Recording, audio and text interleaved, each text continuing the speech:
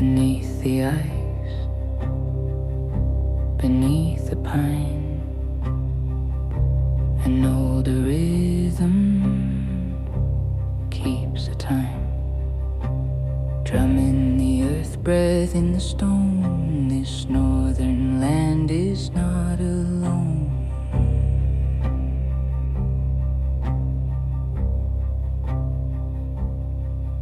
From tundra bare to cedar line, from prairie gold to granite spine, where northern lights in silence bend and winter never meets its end.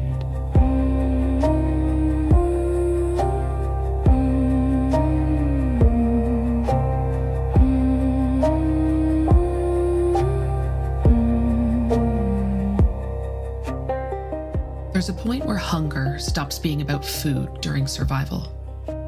It becomes rationalizing, small justifications that feel harmless until they aren't, where you start to accept things you swore were non-negotiable.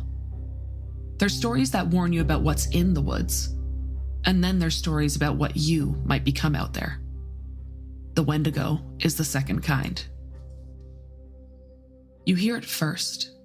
A scream in the distance. Another person calling for help. It's someone you know. You freeze and strain to listen again.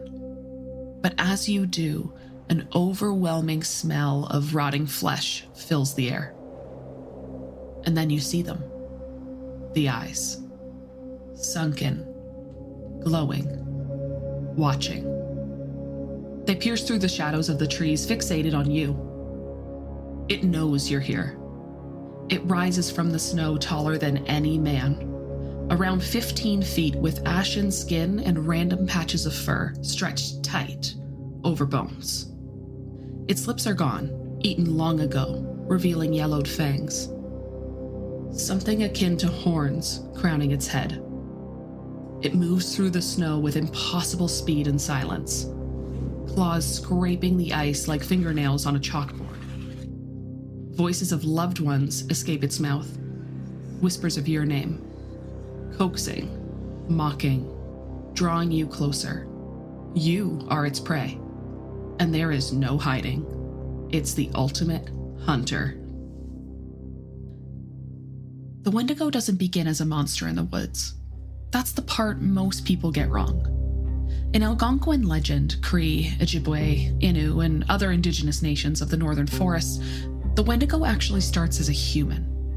A person that's pushed way past basic survival into desperation. Hunger so deep, it stops feeling like pain, and only the darkest logic remains.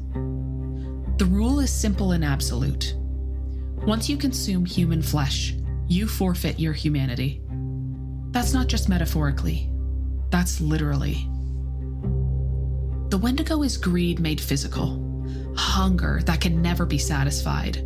No matter how much it eats, it's always starving. That's why it grows so tall and thin. Its bones stretching, skin tightening, body warping to match an appetite that has no end. And the most terrifying part? You don't wake up one day as one. You become it slowly. There's records of people who knew it was happening to them, who begged their families to kill them before they crossed the line, because they knew once you did, there was no coming back from it. One of the most infamous cases was documented in the late 1800s. A man known as Swift Runner was found near Edmonton after a particularly brutal winter. His family had reportedly died of starvation, while he had survived by traveling to a nearby settlement for more food. Problem was the evidence they found when they went to help remove the bodies. It turned out what killed them wasn't the starvation he had claimed. He had eaten his entire family. His wife, his children, everyone. And they weren't just eaten, no. They were systematically butchered. Swift Runner eventually confessed and said something had taken hold of him during the winter. That hunger had changed him. Whether you believe he was overtaken by a Wendigo spirit or simply descended into something unrecognizable, the end result was the same. A man who survived by consuming his own family, convinced that it was no longer him making those choices. And then there are the stories that don't end with confessions. Hunters talk about people who vanished midwinter, experienced trappers who knew the land, who knew how to survive. No tracks leading out, no bodies found, just camps left behind, food untouched, rifles still leaning against trees. In some accounts we hear today, survivors speak of companions who began acting off, guarding food obsessively, talking about hunger even while eating, staring too long at others while they slept. Eventually wandering off into the trees, drawn by voices only they could hear. Later, something else would come back. Taller, thinner, watching from the tree line and using their ways to lure the rest of the camp out. The Wendigo doesn't chase wildly or roar, it waits. It knows hunger will do the work for it. That loneliness will make you listen. That hope in hearing a familiar voice calling for help is often stronger than fear. So, how do you stop something like that? Folklore doesn't offer a lot of comfort here. In many Algonquin stories, a Wendigo can't be taken down in the way we understand killing. There's no universal weakness, no silver bullet, no holy water you can throw on it to make it go away. It can be destroyed, burned, or contained, but only at a cost. Some teachings say it requires a powerful shaman, someone willing to risk being consumed themselves. Others say the only way is fire. And not just any fire. Every single piece of its body has to burn. Miss even a fragment, and the Wendigo can return. And then there's the darker versions, the ones that say the Wendigo can only be stopped before it fully becomes one. That once hunger crosses a certain threshold, mercy is no longer an option. In those stories, communities had rules. Unspoken, but understood. If someone showed the signs, obsessive hunger, paranoia, withdrawal, violent impulses, they were watched, restrained, and sometimes killed. Not out of cruelty, but out of necessity. Because a Wendigo doesn't just threaten one person, it threatens everyone around it. And even when one is destroyed, the danger doesn't end. The spirit can linger, attach itself to someone who may already be vulnerable, someone isolated, someone desperate, someone who thinks they're making the only choice they have. That's what makes the Wendigo so enduring. It's not tied to a place, it's tied to a state of mind.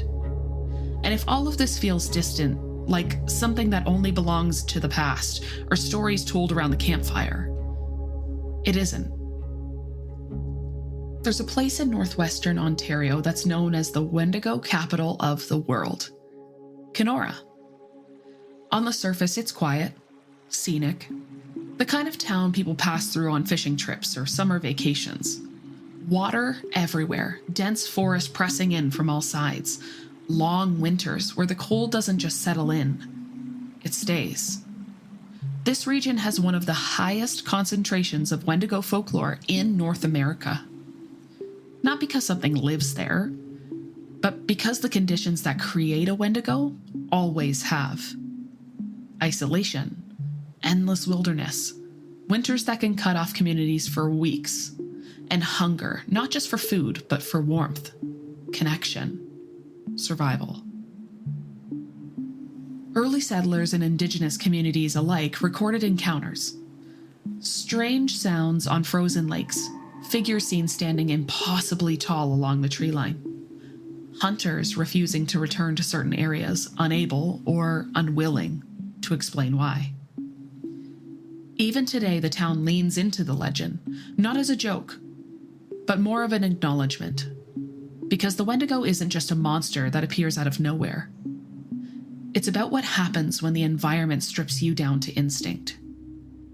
Which is why the ending of these stories is never clean. Even when it's destroyed. Even when the fire burns low. Even when the body is gone. The hunger that was created still exists. That's the part people don't like to sit with. The Wendigo doesn't need to survive physically to win. The lesson lingers. The fear lingers. The understanding that under the wrong conditions, cold enough, lonely enough, desperate enough, anyone could reach the point where survival starts to sound like permission. And that's why this story has lasted. Not because people believe there's a 15-foot creature out there stalking people, but because people recognize the moment where they might stop running from it and start justifying it. So when you hear stories about screams in the woods, when someone goes missing in the winter and there are no tracks leading out, when the forest feels like it's watching you back, remember, the Wendigo isn't always something you encounter. Sometimes it's what you become. Next time, we'll talk about another place where the line between myth and reality gets thin, where the danger doesn't come from hunger, but from something waiting beneath the ice. Because the woods aren't the only thing that remembers. This has been What Lurks North. Stay safe out there.